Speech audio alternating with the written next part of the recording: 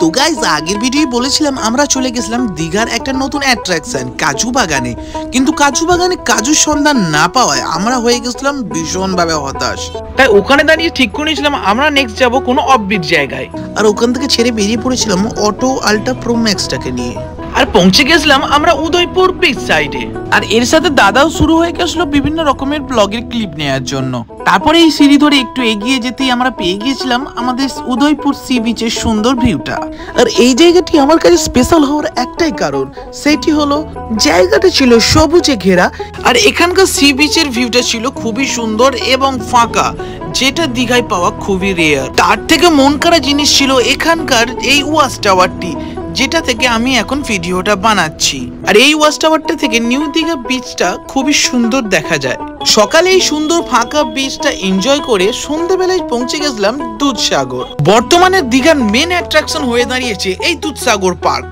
আর এই দুধসাগর পার্কটি সুন্দর সুন্দর লাইটিং কারুকার্যের সাথে সেজে উঠেছে সন্ধ্যেবেলায় একটা বেস্ট ভিউ দেওয়ার জন্য নতুন নতুন দীঘার পর্যটকদের। সঙ্গে আছে বিভিন্ন ধরনের অ্যাক্টিভিটিসও। বাচ্চাদের মন করার জন্য আছে গেমিং রুম।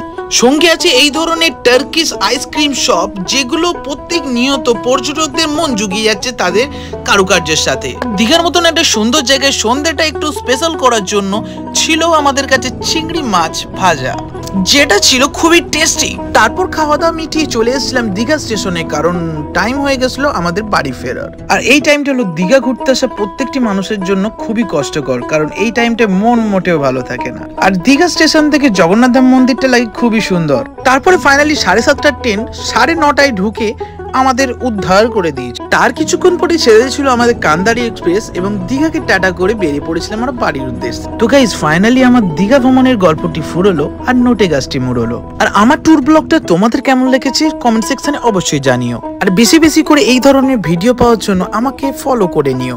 তোমাদের একটা ফলো আমাকে ইন্সপায়ার করে আর একটা ভিডিও বানানোর জন্য। তো গাইস, এখনের মতন টাটা। Thanks for watching.